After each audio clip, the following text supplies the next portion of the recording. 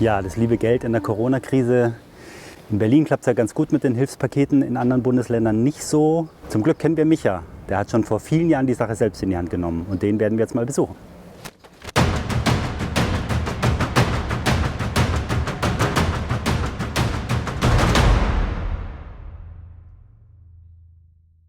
Ja, ich finde die Idee des bedingungslosen Grundeinkommens ziemlich spannend, schon ganz schön lange. Und mich hat es immer genervt, dass alle nur darüber reden, aber man eigentlich passiert nichts, man hat nichts Handfestes. Und dann dachte ich, man müsste das doch einfach mal ausprobieren. Und so habe ich vor 6 Jahren ein Crowdfunding gestartet, um einfach Grundeinkommen zu sammeln, um es anderen zu geben. Und die Sache ist richtig groß geworden. Mittlerweile haben wir über 500 Menschen ein Jahresgrundeinkommen ausgezahlt. Und 1,7 Millionen Menschen machen auf unserer Internetseite mit. Und es geht jeden Monat munter weiter.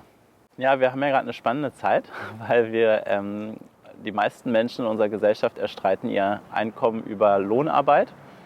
Und das ist ja auch sicherlich eine gute Idee, nur wir merken, es ist leider nicht besonders krisenfest. Jetzt, wo keiner arbeiten kann, fehlt einfach das Geld, es fehlen die Einkommen. 40% der Deutschen haben überhaupt gar kein Vermögen und die fallen dann quasi ins Bodenlose. Und da ist es vielleicht ein guter Zeitpunkt, um zu überlegen, ob wir nicht Arbeit und Einkommen ein bisschen voneinander entkoppeln. Das heißt nicht, dass man nicht mehr bezahlt wird für die Arbeit, sondern dass die unteren 1.000 Euro zum Beispiel, also das Geld, wo wir wissen, dass man sowieso braucht, dass wir das einfach bedingungslos gewähren. Dafür wäre jetzt wahrscheinlich eine gute Zeit. Du kannst einfach auf meingrundeinkommen.de gehen. Dort kann man sich kostenlos anmelden und an den Verlosungen teilnehmen. Und wenn man möchte, das ist keine Pflicht, kann man auch spenden. 130.000 Menschen tun das jeden Monat und sammeln damit einen großen Betrag, mit dem wir herausfinden können, ob so ein Grundeinkommen in der Praxis funktioniert und wenn ja, wie.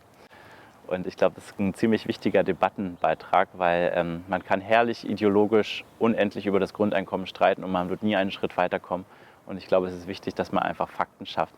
Weil viele Annahmen, die wir haben, die stimmen so einfach nicht. Zum Beispiel, dass die Menschen faul werden oder dass es per se nicht finanzierbar sei. Und da kommen wir nur weiter, wenn wir es ausprobieren. Deswegen mach gern mit. Anstatt man sich jetzt schwierige Nothilfeprogramme ausdenkt, könnte man einfach grundsätzlich die Not aus diesem Spiel des Überlebens nehmen und sagen, Überleben ist gesichert und jetzt können wir uns um die wirklichen Probleme kümmern. Ciao, bis bald. Macht mit bei den Verlosungen, spendet, wenn ihr könnt und folgt unseren Good News. Bis morgen. Ciao.